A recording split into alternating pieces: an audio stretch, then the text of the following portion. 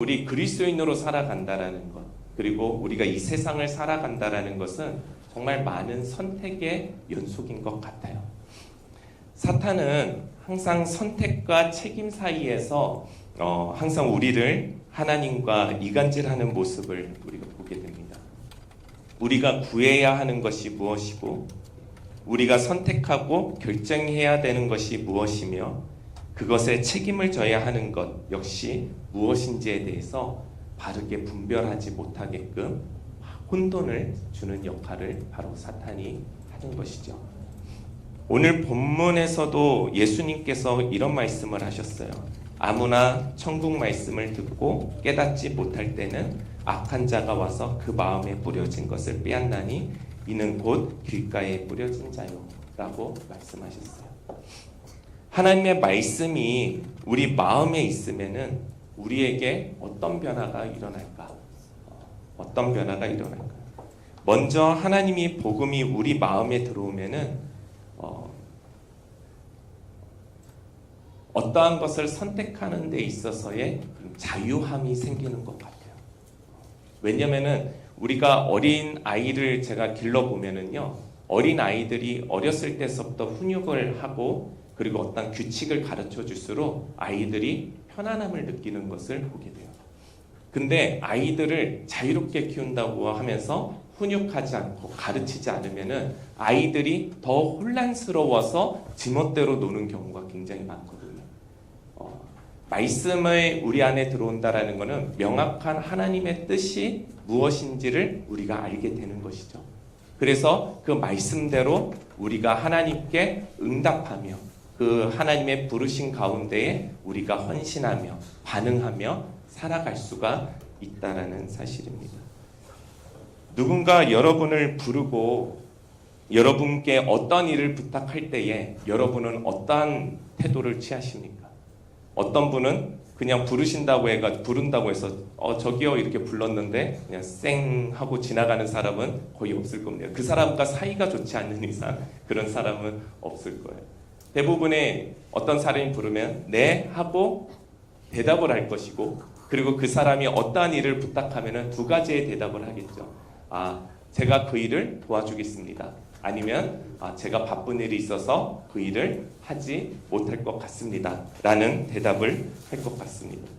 하나님의 복음이 우리 안에 들어오게 되면은 하나님의 그것이 다른 말로 하면 콜링이죠. 하나님의 부르심이 우리 가운데 들어오게 되면은 우리의 마음 역시도 두 가지의 발등이 생기지 않을까 생각이 듭니다. 하나님께서 말씀하시는 그 부분에 있어서 네 하나님 제가 여기 있습니다. 제가 그 일을 하겠습니다 라고 대답하고자 하는 마음과, 하나님 제가 요즘 살아가는 인생이 너무 바쁘고 피곤합니다. 그래서 그 일은 다른 사람에게 맡기십시오. 그러고서 지나가는 경우도 있을 것입니다. 그러나 하나님의 말씀에 우리가 그렇게 하는 것은 자유의지이고 우리의 어떤 선택의 부분이기는 하지만, 우리가 정말 하나님의 말씀이 우리 가운데 복음 가운데 들어오게 된다면은 하나님의 말씀을 노라고 얘기할 수 있는 사람이 여기 있을 수 있을까요? 없습니다. 그 이유는 굉장히 간단해요. 하나님께서는 굉장히 우리는 선과 악을 다 우리 마음에 가지고 있지만은 하나님은 그냥 선이세요. 하나님은 선이십니다. 하나님은 그냥 악이 없으시는 분이에요. 그냥 선하신 분이세요. 그리고 우리에게 그럼으로써 항상 선한 길로 인도해 주시기를 원하시는 분이 바로 하나님이시죠. 그리고 우리의 모든 것을 또 알고 계세요. 나를 누가 만드셨습니까? 우리 아이들, 우리 기독교 대안학교 보낸 아이들 SOT를 하는데 이게 가장 이제 초등학교 1학년 과정이 그거예요. 나를 누가 만드셨는가? 그런 거죠. 숫자 2를 배워도 첫째 2를 배우면 첫째 날에 하나님이 무엇을 만드셨는가 하면서 이렇게 수업을 가르쳐 준다. 우리 아이들도 알고 있는데 우리도 알고 있죠. 누가 우리를 만드셨습니까? 하나님이 우리를 만드셨죠. 그러면 우리 자신을 누가 가장 잘 알고 계실까요? 하나님이 잘 알고 계시는 거예요. 그 선하시고 잘하시는 분이 우리를 인도해 주시기를 원하시는 거예요. 그렇다면 하나님의 부르신 가운데 우리가 순종하지 않을 이유가 전혀 없는 것이죠. 그리고 하나님은 왕이시며 능력이 있으신 분이세요. 이 세상을 다스리시는 분이십니다. 하나님은 그 능력으로 하나님의 백성들을 다스리고 계십니다. 그 다스림은 그 백성의 굴복을 얘기하는 게 아닙니다. 그 백성을 통해서 하나님의 나라를 확장하고 길 잃은 수많은 양들이 하나님께로 돌아오게끔 돕는 일들을 우리가 하게 됩니다. 그런 하나님께서 우리에게 말씀을 주실 때 우리가 아니요 라고 대답하는 것은 사실은 굉장히 어리석은 지혜인 것이죠. 오늘 본문에서의 씨는 말씀을 이야기합니다. 씨, 즉 이 선포된 말씀에는 사실 아무런 문제가 없어요. 하나님께서 뿌리신 씨는 아무런 문제가 없습니다. 그 씨가 자라서 열매를 맺을 것인지의 여부, 말씀을 듣는 사람의 마음에 결국은 달려있다라는 것이죠. 우리가 어떤 선택을 하느냐에 따라서 그것이 씨가 우리에게 올바르게 자리 잡아서 열매를 맺을 수 있는 것인지, 아니면 우리가 씨가 아닌 가라지를 선택하는 인생으로서 살아가는 인생을 살아갈 것인지는 결국은 말씀을 듣는 자의 선택에 있다라는 사실. 사탄은 이처럼 하나님과 우리의 마음 그 사이를 사이 가운데에서 우리를 굉장한 많은 이간질을 하는 거죠. 우리가 원하고 구하는 것들이 이루어지지 않을 때마다 거봐, 하나님은 네 기도를 안 듣고 계셔. 우린 머리로는 듣고 있다고 생각하는데 우리의 기도가 이루어지지 않으면 우리 마음이 되게 상하잖아. 상하면서 그때 사탄이 딱 들어와서 거봐, 들어주지 않으시잖아. 이런 말들을 통해서 계속적으로 하나님과 우리의 관계가 멀어지게끔 하는 일들을 합니다. 하나님은 우리에게 생명의 씨를 분명히 뿌리셨습니다. 사탄은 그와 비슷한 모습으로 우리에게 가라지라는 것을 뿌립니다. 그 가라지를 선택하는 자에게는 열매가 맺어질 수가 없는 것입니다. 살면서 제가 요즘 가장 필요한 것이 뭘까? 그런 생각을 좀 해볼 때가 있어요. 여러분은 무엇이 살면서 가장 많이 필요하십니까? 여러분에게 어떻게 들리실지는 잘 모르겠는데 요즘 간절하게 돈인 것 같습니다. 여기 아닌 척하고서 다 앉아 계시는 것 같은데 돈이 좀 필요한 것 같다. 그런 생각이 듣습니다. 제 주변에는 참 어려운 분들이 많이 계신 것 같아요. 정말 돈만 있으면은 그들을 다 돕고 싶다라는 생각이 들 때도 있고, 때로는 비싼 임대료를 내면서 이곳에 있을 때도 때로는 아깝다라는 생각이 들 때도 있고, 큰 목돈이 있으면은 그냥 땅하고 건물 하나 있으면은 임대료를 차라리 다른 데에다가 좀 쓰면서 정말 교회가 교회답게, 지금도 충분히 교회답지만 더 교회답게 이렇게 좀 더 살아가고 싶다, 그런 생각이 할 때가 있습니다. 그리고 저 자신에게도 돈이 필요한 것 같아요. 저 자신에게도 돈이 필요해요. 그래서 요즘 아내한테 자꾸 용돈을 달라고 얼마 전에 또 싸줘가지고 고마워. 그런데 용돈을 달라고 돈이 막 자꾸 필요해요. 저한테도 필요합니다. 저도 왜 먹고 싶은 거, 갖고 싶은 거, 마음껏 사고 싶은 마음이 저에게 왜 없겠습니까? 조금 더 형편이 좋아지면 좋겠어요. 판교로 이사를 와서 가장 작은 평수, 오면서 거의 한 2톤, 3톤의 집을 버리고서 이곳으로 왔어요. 저의 정든 짐들을 다 떠나보내고 이곳으로 왔어요. 지금 저희 집에 와보시면 알겠지만 거의 없어요. 뭐가 짐이 없어요.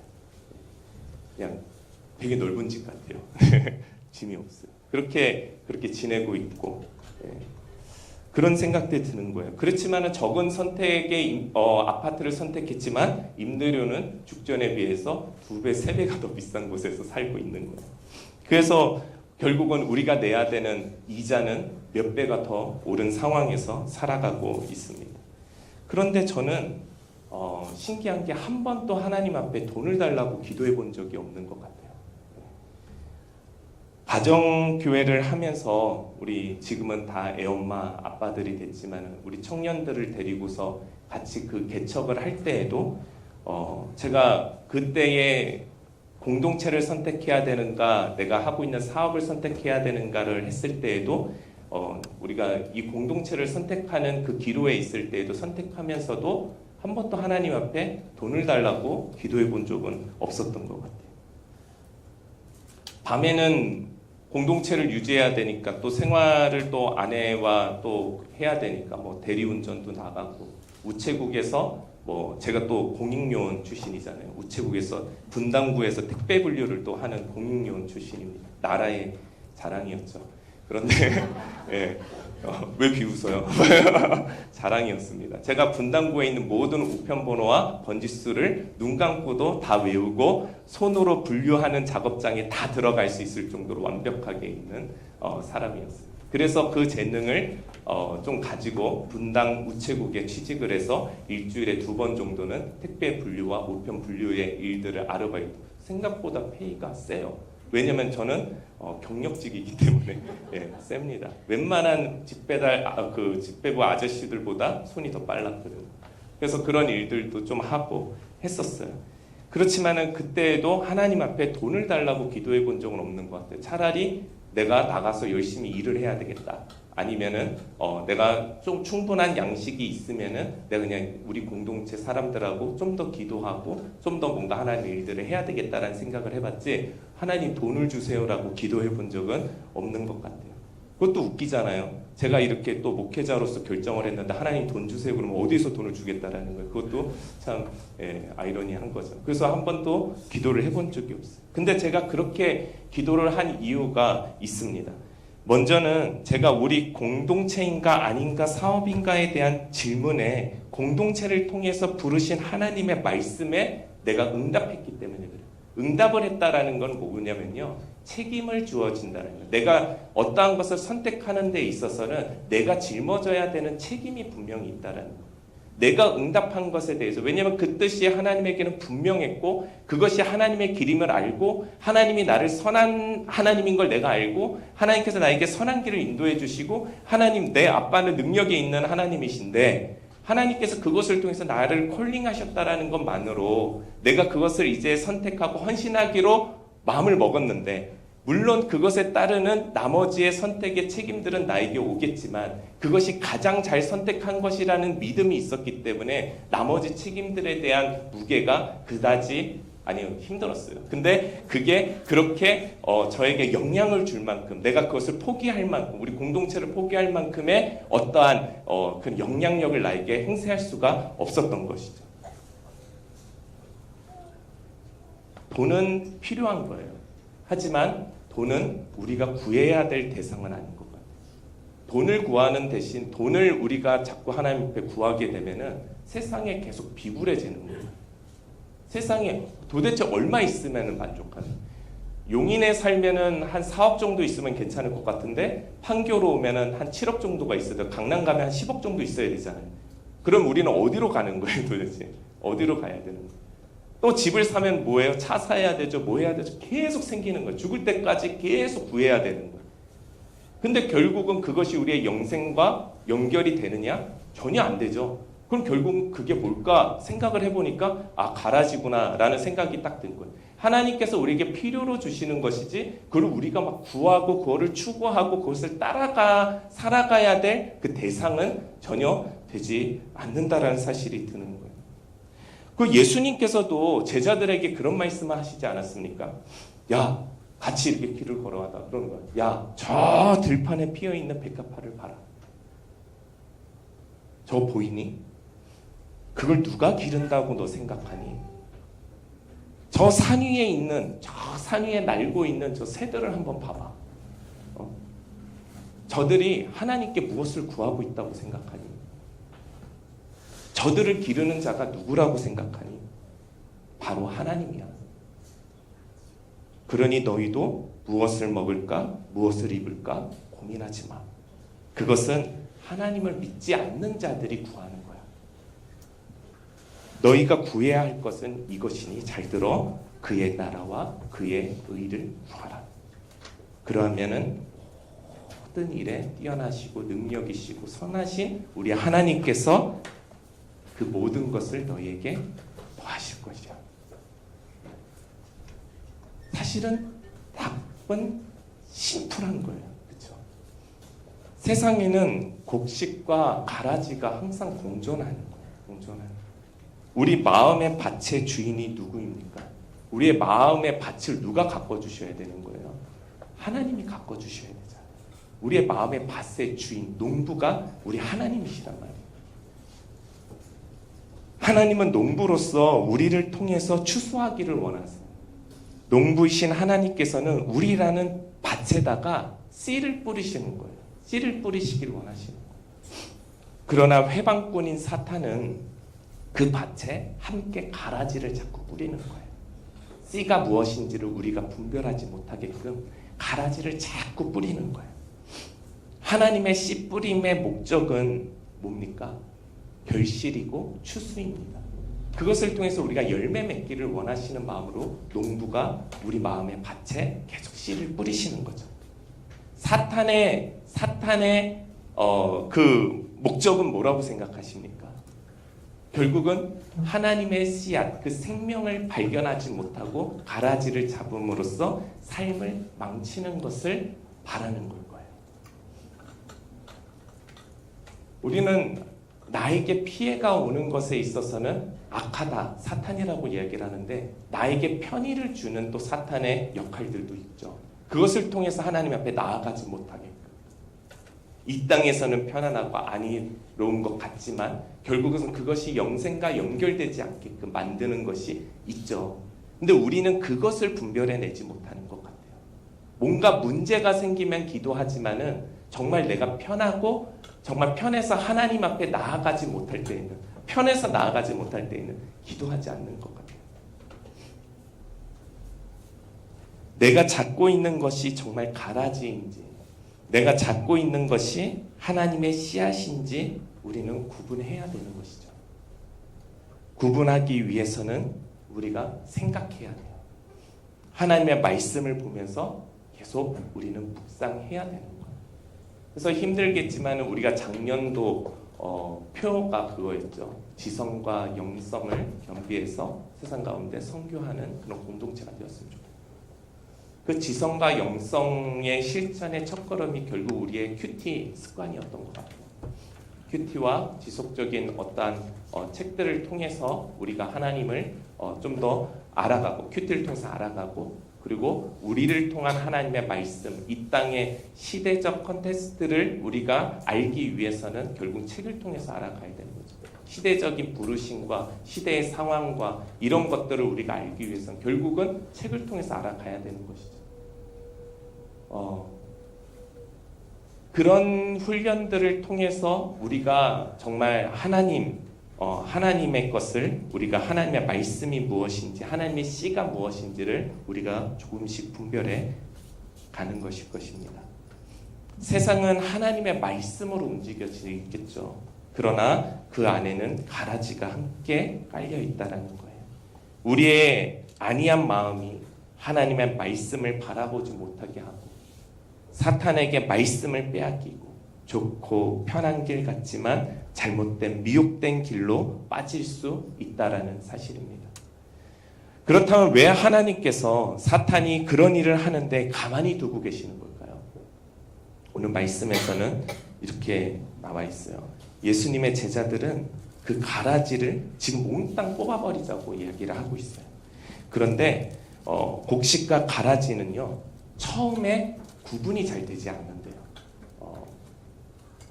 곡식과 가라지는 이 처음에 이게 탁 뿌려지면은 이게 구분이 안 되는, 속에 알맹이가 있는지 이게 씨앗인지 이게 잘 구분이 안 되는 거예요. 그래서 혹시라도 잘못하면은 사람들이 가라지를 줍는다고 하면서 곡식을 뽑아버리는 경우들이 생길까봐 지금 너희들이 판단하고 너희들이 비난하고 너희들이 그렇게 할 일은 아니야 라고 이야기하고 계시는 거예요. 그거는 너희들이 할 일이 아니야 라고 말씀하시는 거예요. 그래서 우리는 그런 거잖아요. 하나님의 일을 하겠다고 하면서 우리는 되게 사회적 약자들을 굉장히 많이 괴롭히는 종교 중에 하나가 기독교였어요. 지금 또 그런 일들이 많이 보여지고 있기도 해요. 그 대표적인 일이 뭡니까? 십자군 전쟁이죠. 십자군 전쟁입니다. 십자가를 내세우고 그들에게 기독교를 강요하면서 믿지 않는 자들을 어떻게 해요? 모두 다 죽여버리죠. 전쟁을 명분으로 해서 땅을 차지하기 위해서 그리스도, 그 명분을 예수 그리스도로 대체를 해서 선교사님들을 앞장 세우고 그 다음에 막 예수를 믿게 하고 굴복하게 하고 하지 않으면 막 죽이고 총과 칼로 무참하게 죽이고 불리에 태워서 죽이고 막 그랬잖아요. 예수님 시대의 바리새인들의 모습을 보세요. 그들의 삶은 완벽했어요. 시간을 지켜서 하나님 앞에 기도하고 금식하는 자들이었어요. 자신들이 세상에서 가장 선하다고 믿는 자들이었어요. 그렇게만 살면 천국 갈 수 있을 거라고 생각하는 자들이었어요. 그러나 그들의 마음은 가식이었어요. 무엇보다 자신의 의가 너무나도 강했기 때문에 어떻게 해요? 이웃들을 판단했어요. 결국은 메시아로 오시는 예수 그리스도를 알아보지 못하고 예수님을 십자가에 못 박기까지 했던 존재들이에요. 제가 대안학교를 하면서도 주변에 있는 학교들을 많이 보게 됩니다. 학교를 들어갈 때 그 학교의 규칙들이 몇 가지가 있어요. 뭐가 있냐면은 핸드폰을 하면 안 된다. 우리 학생들 집에서든 학교에서든. 저희 학교도 학교에서는 안 돼요. 근데 집에서는 자유롭게 할 수 있도록 좀 내버려두죠. 핸드폰 하면 안 된다. 이런 규칙이 있고 또 어떤 학교는 인터넷을 사용하면 안 돼요. 인터넷을 사용하면 안 되는. 네. 그 금지하는 규칙, 그리고 술, 담배 하지 못하게 하는 규칙. 그런 규칙 등이 굉장히 많죠. 이를 어겼을 경우에는 어떻게 해요? 퇴학당하는 거예요. 여러분들도 알겠지만은 죄를 짓지 않겠다 내가 오늘 다짐해 보십시오. 오늘 수업도 여러분 절대 죄 짓지 마십시오. 다 같이 다짐하는 겁니다. 그러면은 내가 정말 죄를 안 지을 수 있던가요? 난 절대 죄를 짓지 않을 거야. 나는 뭔가 죄를 지을 수 있는 주변의 모든 것들을 다 정리할 거야. 그런다고 해서 정말 죄를 안 짓던가요? 굉장히 어리석은 거죠. 내가 뭔가를 할 수 있다라고 믿고 있는 것, 죄를 짓지 않을 수 있다라고 믿는 것은 굉장히 어리석은 거예요. 겉으로 보이지 않는 죄를 짓는, 그러니까 겉으로 보여지지 않는 죄를 짓는 나름의 신앙이 좋다라고 하는 교회의 사람들, 그렇죠? 우리 보면은 되게 우리 교회에도 신앙 좋으신 분들 이렇게 있잖아요. 절대 죄 짓지 않을 것 같은, 정말 죄를 짓지 않을까요? 근데 대부분의 이런 신앙이 좋지 않은, 좋으신 분들의 모두가 그런 건 아니지만은 또 단편적인 게 뭐냐면은요, 교회 내에 조금 불안정하고 신앙이 없는 사람 또는 신앙인으로서 하지 말아야 될 어떤 행동을 하는 사람들을 볼 때마다 자기도 모른 선한 비난과 비판을 하게 된다는 거예요. 쟤는 왜 저거밖에 못하지? 쟤는 왜 금식을 못하지? 쟤는 왜 저러고 살지? 막 자꾸 판단하는 거예요. 우리 교회들이, 우리 교회뿐만이 아니라 우리 우주적 교회들이 다 잘하는 것이요, 뒷담하고요, 소문 잡아뜨리는 거고요, 남 비판하고 비난하는 일을 교회에서 제일 빨리 번지고요, 제일 잘해요. 다 아시잖아요. 그렇죠? 큰 교회 다녀보신 분들은 비밀이야 한마디 하면 다음날 되면은 500명이 되는 사람들이 다 알고 있는 거예요. 네. 교회는 그런 곳이다라는 것이죠. 그런 선한 신앙을 잘 지키는 사람인 것 같지만은 결국은 나는 의롭기 때문에, 바리새인들은 똑같은 거예요. 남들 비난하고 비판하고. 죄를 멀리하는 방법이 뭘까요? 죄를 멀리하는 방법이 남에게 비난과 비판으로 덮어 씌우는 것이 아니에요. 그러면서 자신을 더 돋보이려고 자꾸 나는 그런 거 하지 않아. 근데 쟤는 왜 저러지? 네. 막 그런 것들이 있었어요. 제가 그런 친구를 한번 만난 적이 있는데, 제가 청소년기에 원치 않은 담배를 배우게 됐어요. 흡연을 이렇게 하게 됐는데, 이게 청년 때까지도 어떻게 보면 그 흡연에서 벗어나고자 몸부림쳤지만 잘 되지 않았어요. 그러니까 이게 자매들이 서로해서 우리 사랑하는 양순모 형제를 위해서 기도해요. 아무도 모르는데 담배 피는 거. 그 형제가 어저께 우연히 보니까 저 골목에서 담배를 피고 있는데 그를 위해서 그 소문이 쫙 퍼진 거예요. 그래서 내가 이제는 그 교회에서 더 이상 어떠한 활동을 할 수 없을 만큼 막 그런 거예요. 누군가를 한 명을 선하게 이렇게 기도 제목인 것처럼 막 얘기하면서 이렇게 하는 경우가 있었죠. 제가 정말 원치 않은 담배를 피게 됐는데요. 그때가 계기가 청소년 때였던 것 같아요. 운동부였다 보니까 이게 선배들이 이게 선생님 올 때 망을 보게끔 이렇게 했던 것 같아요. 선배들이 망을 보게 했고 제가 이게 망을 보고 있으면은 다 이제 본인들이 하고 싶은 거 다 해놓고 불러놓고 이제 시키는 거예요. 해봐라 막 이렇게 시키는 거. 근데 그때는 거의 선배가 신과 같은 존재였거든요. 예, 선배의 말은 이루어지는 거예요. 그래서 예, 선배가 말씀하시고 그냥 이루어지는 거예요. 그래서 안 한다 못 한다 뭐 워낙 구타가 심하니까 그냥 살려면은 그냥 했던 것 같아요. 근데 그것이 결국 저에게는 중독이 됐고요. 그러면서 교회에서 하나님을 만난 후에도 지속적으로 흡연이라는 문제가 저에게 항상 발목을 잡고 있었던 것 같아요. 어떻게 하면 끊을 수 있을까? 하나님을 만났고 난 더 가까이 하고 싶은데 항상 이 흡연이 내가 안 하고 싶다고 해가지고 안 되는 게 아니더라고. 계속 그게 반복이 되는. 너무 괴로웠어요. 너무 괴로웠습니다. 그래서 흡연을 하면서도 기도를 정말 많이 했던 것 같아요. 되게 웃기는 얘기잖아요. 담배 피면서 하나님 앞에 기도. 하나님하고 맞담배 해본 사람 저밖에 없을 것 같아요. 이렇게 하면서 이렇게 기도하면서 하나님 정말 제가 이거를 끊고 싶습니다. 너무 괴롭습니다. 하나님 좀 저를 살려주십시오. 더욱더 저는 건전한 자가 되고 싶습니다. 막 하는데 안 되는 거예요. 그런 것들이. 그래서 그걸 고민을 하고 기도도 정말 많이 드렸던 것 같아요. 그 시간이 점점 오래되었던 것 같아요. 근데 단 한 번도 제가 포기하지 않고 하나님 앞에 계속적으로 다가갔어요. 계속 기도했던 것 같아요. 하나님, 제 음성 들리시죠? 왜 아무 말씀을 안 하세요? 그래서 계속 나아갔다. 그게 몇 년이 걸렸더라고요. 되게 괴롭고 죄책감 때문에 되게 힘든 신앙생활을 대학생 때 했던 것 같습니다. 그러던 2001년 어느 날, 이러면 벌써 간증이 시작되는 거예요. 2001년 어느 날, 여름이었습니다. 예, 여름날. 그 기도의 응답이 이루어지는 날이었어요. 그 여름 어느 때에 아침에 딱 일어났는데 진짜 기적과 같이 제 몸에 어떤 중독을 찾아볼 수 없을 만큼 몸과 공기가 너무 맑은 거예요. 그 경험을 제가 하게 됩니다. 하나님 앞에 지속적으로 한 3, 4년 정도 기도하면서 계속 다가갔는데 왜 하나님이 그때 이루어졌는지 아직까지도 잘 모르겠지만은 그때 딱 몸에서의 중독이 완전히 사라진 것을 경험하게 됐습니다. 그 후로부터 지금까지는 단 한 번도 제가 흡연을 한 적은 없습니다. 제가 이 말씀을 드리는 것은 술과 담배가 죄다 아니다 이런 1차원적인 이런 답을 여러분에게 드리는 것이 아닙니다. 저는 술과 담배가 죄라고 생각하지는 않아요. 그러나 그 술과 담배를 잘못 사용하고 있는 인간의 마음이 죄가 있다라고 믿고 있어요.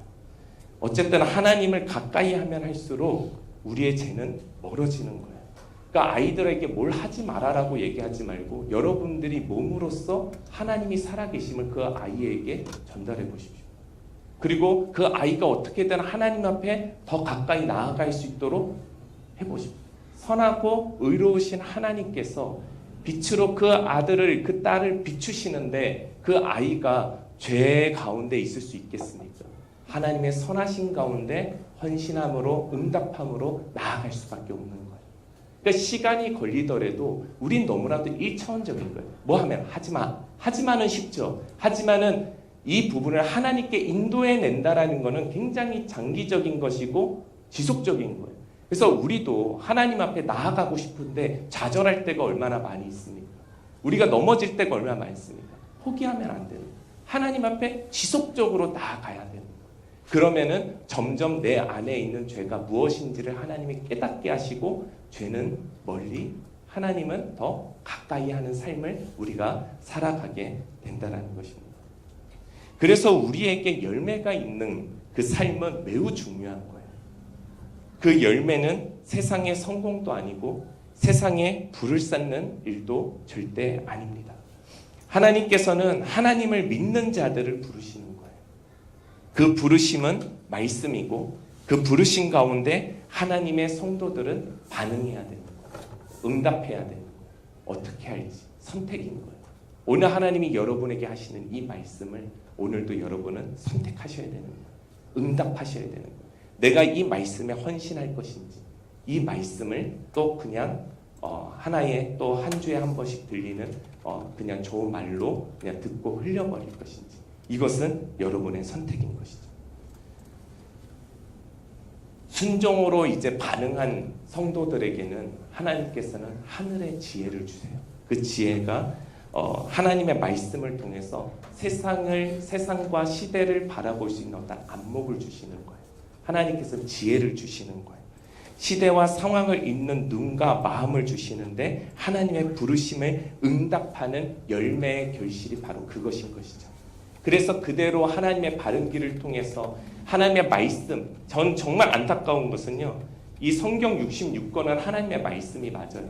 근데 하나님을 이 안에다만 가둬놓고 살아가는 사람은 되게 불쌍한 거예요. 하나님의 이 말씀을 통해서 우리의 이 시대와 상황을 볼 수 있어야 되고, 이 시대와 상황에 맞게끔 이 말씀이 적용돼야 되는 것이죠. 그런 눈을 이제 하나님이 주신다라는 거예요. 하나님에게 응답한 자에게는 이 말씀을 통해서 세상을 어떻게 살아가야 되는지에 대한, 현 시대를 어떻게 살아가지에 대한 지혜를 주신다라는 사실입니다.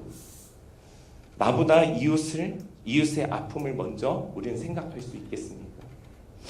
근데 말씀에는 그러라고 이야기하고 있잖아요. 내 몸과 같이 내 이웃을 사랑하라. 정말로 우리는 내 이웃을 내 몸과 같이 사랑할 수 있는 자들입니다. 그들을 생각하며 기도하는 그 믿음을 하나님께서는 기뻐하십니다. 저는 제 본업을 내려놓고 우리 공동체를 선택한 것에 대해서 한 번도 후회한 적이 없습니다. 단 그때라도 세상의 풍성함은 줄었을지 모르겠지만 하나님 나라를 품게 되니까 세상의 풍성함을 품고도 넘치는 기쁨을 또한 누리고 있다라는 그 생각 때문에 한 번도 후회해 본 적은 없는 것 같습니다. 이런 선택의 삶은 목사만의 숙명은 아닙니다.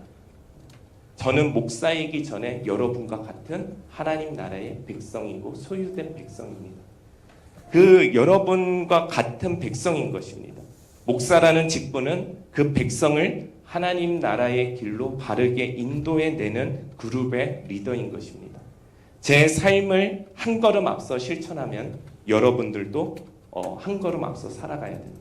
그래서 여러분의 교회의 담임 목사가 너무 하나님 나라에 충성되게 살아가면 성도들이 되게 피곤한 거예요. 그 길을 또 걸어와야 되는 거거든요. 안 걸어가면은 뭐예요? 그럼 따로따로 제가 있을 이유가 없는 거예요. 같이 걸어가기 위해서 한 걸음씩 나가 살아가는 거거든요. 그 길을 성도들이 함께 걸어가는 거예요. 그 뒤를 여러분들은 따라오시면 되고 함께 공부하고 함께 기도하며 그렇게 살아가면 되는 것입니다. 사탄은 지금 또 하나님의 공동체를 어떻게 하면 분열시킬까 고민하고 있어요. 어떤 논리적 사고나 감정적 상처를 이용해서 공동체를 대부분 분열시키고 있습니다. 한국 교회의 분열은 거의 이 두 가지에서 일어나는 경우가 있어요. 어떤 논리적인 생각에서 벗어났다던가 아니면 내 감정의 상처 때문에 문제는 반대해야 할 만한 문제는 아닌데 그 문제를 던진 담임 목사가 싫어서 반대하는 경우가 있죠. 그래서 분리되는 경우가 굉장히 많은 것 같아요. 우리 그리스도인은 공동체를 운영할 때의 원칙이 있어요. 우리의 생각과 우리의 사고 또는 감정의 드러남을 통해서 요구하고 변화시키는 것은 세상 공동체의 방식이에요. 그 요구들을 한 곳에 모으기 위해 만들어진 제도가 바로 다수결인 거예요. 그러나 하나님의 공동체는 그런 방법으로 운영되는 것이 아닙니다. 그건 굉장히 1차원적이고 쉬운 거예요. 누구나 선택하고 할 수 있는 일이에요. 하지만 우리는 누구나 선택할 수 없는 것을 선택해야 돼요.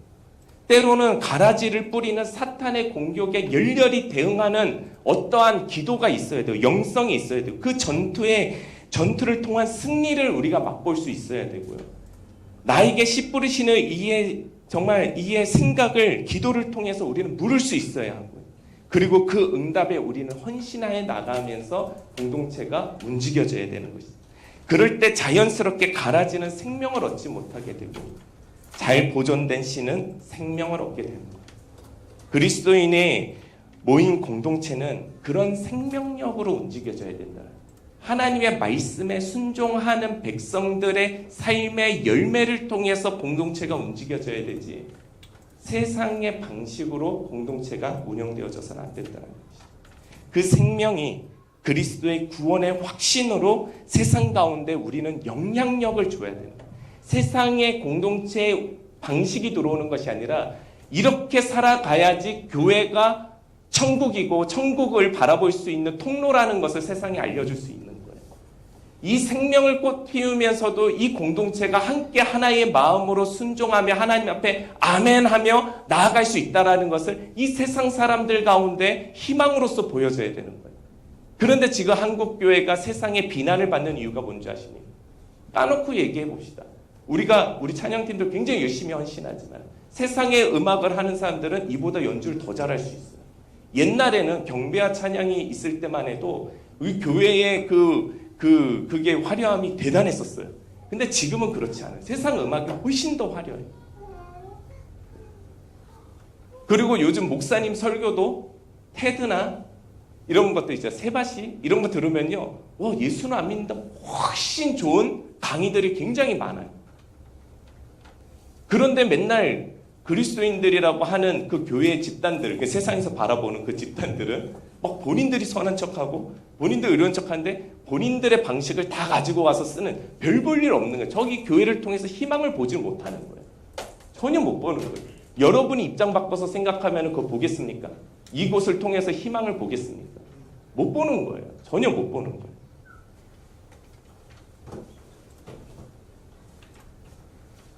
그 그리스도인의 모이는 그 공동체는 하나님이 뿌려놓은 그 씨앗을 오래 걸리더라도 그 생명을 터뜨리면서 이 세상 가운데 영생을 보여줘야 되고 이 세상을 품고도 넘치는 하나님의 나를 품고 있는 정말 돈을 구하는 삶이 아니라 하나님 나라를 구함으로써 그것을 더하시는 하나님의 은혜를 세상이 볼 수 있어야 되는 것이죠.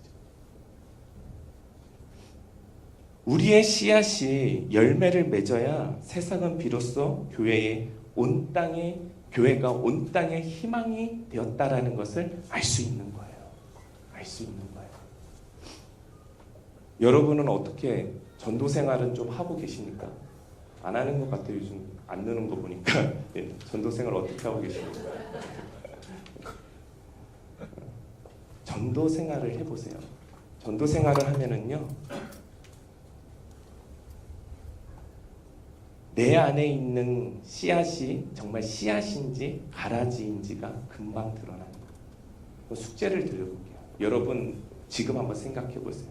아, 이 사람은 정말 예수를 믿었으면 좋겠다 라고 생각하는 사람이 회사나 친척이나 누구를 한번 딱 떠올려 보세요. 떠올리셨어요? 그분을 위해서 기도하시고 그분을 얼마나 좋아요 우리 공동체에서 그분을 언젠가 우리 공동체에 데리고 와야 되겠다 한번 마음을 한번 딱 먹어보세요. 그럴 때 여러분 안에 정말 생명이 있는지 없는지를 이제 그 사람을 통해서 맛볼 수 있게 되는데요. 여러분의 안에 열매가 있다면은 그는 여러분을 통해서 희망을 보게 될 것이고요. 그래서 같이 이곳에 올 수 있게 될 것이고요. 여러분들의 마음속에 내 마음이 그가 될 때 큰 본이 되지 못하는 삶을 살았다면 네가 예수를 믿는다면은 나는 그 하나님은 믿지 않아 라는 대답을 분명히 들으시고요. 제가 옛날에 그래요. 제가 전도를 했는데 네가 예수를 믿는다고? 그러면 그건 하나님 없는 거야. 이런 소리 듣고서 제가 정말 너무 충격을 받아서 그 다음부터 정말 하나님 앞에 엎드려서 상상이 안 가시죠? 근데 그런 삶을 제가 살면서 하나님 앞에 엎드려서 기도했던 적이 있어요. 전도 생활을 꼭 해보시면 좋고 안 좋고가 아니라 우리 그리스도인들은 전도 생활을 해야 되는 거예요. 네, 전도 생활을 한번 해보실 수 있었으면 좋겠어요. 그래서 여러분의 삶에 열매가 있다면은 분명히 그 사람은 당신을 통해서 하나님을 보게 될 거예요. 시간은 걸릴 수 있어요. 시간은 분명히 오래 걸릴 수 있어요. 그 한 영혼을 품고 전도하고 그 사람을 함께 설득하고 말씀을 전하는 시간들이 분명 필요할 수 있어요. 하지만 그 모든 과정 가운데 거절도 당할 수 있고 때로는 그 사람이 여러분을 핍박할 수도 있어요. 하지만 그 모든 상황을 더해서 하나님께서 그 모든 과정을 통해서 인내하고 참아내신 여러분을 통해서 그 사람이 당신 안에 있는 하나님을 보게끔 만드신다는 것이죠. 그게 우리 안에 있는 씨앗이요 생명이라는 사실입니다. 자, 우리 따라해 봅시다. 교회의 생명이 세상의 희망이다. 네, 한 번 더 따라해 보겠습니다. 나의 생명이 이웃의 희망이다. 네, 양옆으로 우리 한번 인사해 보겠습니다. 당신의 생명이 우리의 희망입니다. 이렇게 인사해 보겠습니다. 네, 그런 삶 살아가기를 정말로 진심으로 축원합니다. 네, 여전히 사탄은 우리가 희망이 되는 것을 굉장히 싫어해요. 그래서 가라지를 자꾸 뿌리는 거예요. 그러나 예수 그리스도께서 이미 어떻게 해요? 승리하셨잖아요. 우리는 그 승리한 대로 반응하고 응답하고 살아가면 되는 거예요. 이 말은 우리가 예수 그리스도의 말씀에 순종하고 그것에 대해서 응답하고 헌신하게 될 때에 그 승리를 맛보게 되고 세상은 우리를 통해 나아가야 할 바를 알게 된다는 사실이에요.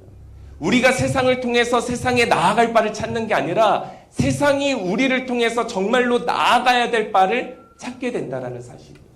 이래야 교회가 희망이 되는 것이죠. 믿으시면 아멘. 네. 그 승리가 세상의 희망이 되는 날까지 열매 맺으시고요.